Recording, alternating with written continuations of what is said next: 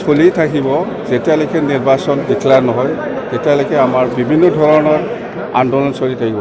আমি গাৰ্জেন লেভেলকো অনুৰোধ কৰিছোঁ, লেবাৰ ইউনিয়নকো আমি অনুৰোধ কৰিছোঁ। এই হিচাপত গাৰ্জেনসকলেও এনেকুৱা ডেম'ক্ৰেটিক আন্দোলনটো কৰিব, লেবাৰ ইউনিয়নো কৰিব। মুঠতে কালচাৰ হওক, লেবাৰে হওক, গাৰ্জেনে হওক বা সমাজকৰ্মীয়ে হওক, সকলো ধৰণৰ ৰাইজক আমি অনুৰোধ কৰি আছোঁ যে আপোনালোকেও আমি BPF দলে যেনেকৈ ডেম'ক্ৰেটিকভাৱে নিৰ্বাচনটো বিচাৰি পেলাই আন্দোলন কৰি আছে, ঠিক একে ধৰণৰ গাৰ্জেনসকলেও ওলাব, লেবাৰসকলেও ওলাব, ঠেলা সন্থাও ওলাব, চব ওলাব। মুঠতে বিভিন্ন ধৰণৰ পৰ্যায়ক্ৰমে আন্দোলনটো আমি যাব।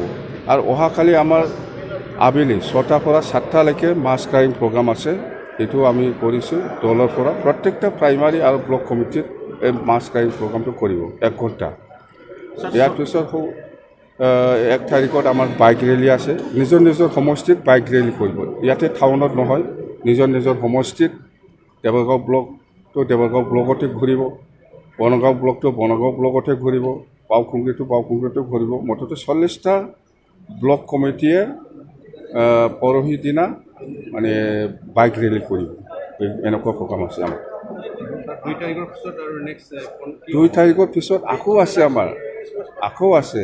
মই 2 তাৰিখত ডিক্লেয়াৰ কৰিম আমাৰ এই প্ৰগ্ৰামবিলাক। মুঠতে চলি থাকিব, ডেম'ক্ৰেটিক মুভমেণ্টটো চলি থাকিব বিভিন্ন ধৰণৰ। এইখিনি কথা। চৰকাৰী পক্ষ ফালৰ পৰা BTR লৈ তেখেতসকলে কিবা বিভিন্ন ধৰণৰ ঘোষণা কৰি আছে। নাই, এইটো কিমান জাষ্টিছ মই নাজানো। আইন যিসকলে আইন জানে, আইনজীৱীসকলে জানিব সেইটো কিমান সত্য বা কিমান যুক্তিপূৰ্ণ, এইবিলাক মই একো নক'ম।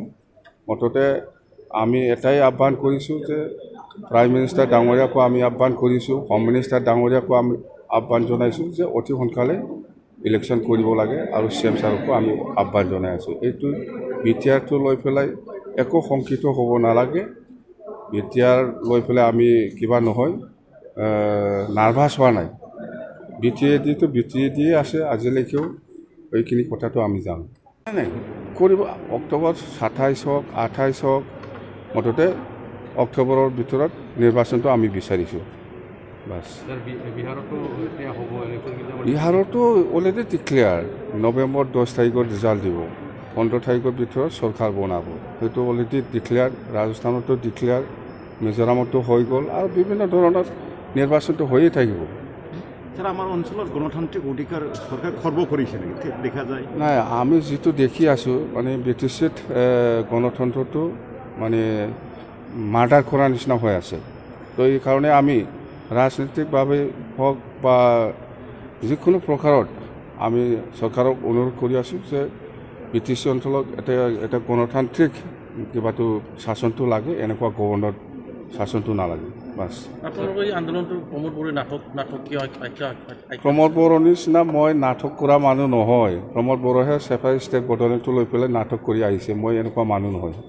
ছাৰ, আমি দেখিবলৈ পাইছে যে প্ৰবীণ বড়ো বা সম্বাদ ছাৰ তাৰপৰা বিশ্বজিৎ জিম্বাৰ লগত ৱাৰ্ডছ এণ্ড ৱাৰ্ডছ হৈ আছে। নাই, সেইটো এনেই। মইতো হোৱা নাই নহয়, মইতো হোৱা নাই। ঠিকে আছে, বিশ্বজিৎ জিম্বাৰীও ঠিকে আছে, কাম্পাও ঠিকে আছে, প্ৰবীণ বড়োও ঠিকে আছে, চব পাৰ্টিতে আছে। মুঠতে কিবা এটা কথা লৈ পেলাইতো হ'ব পাৰে, কিন্তু এইটো পাৰ্মানেণ্ট নহয়। আমাৰ মাজত ঠিকেই আছে, ভুল বুজাবুজি হ'ব নালাগে। Thank U.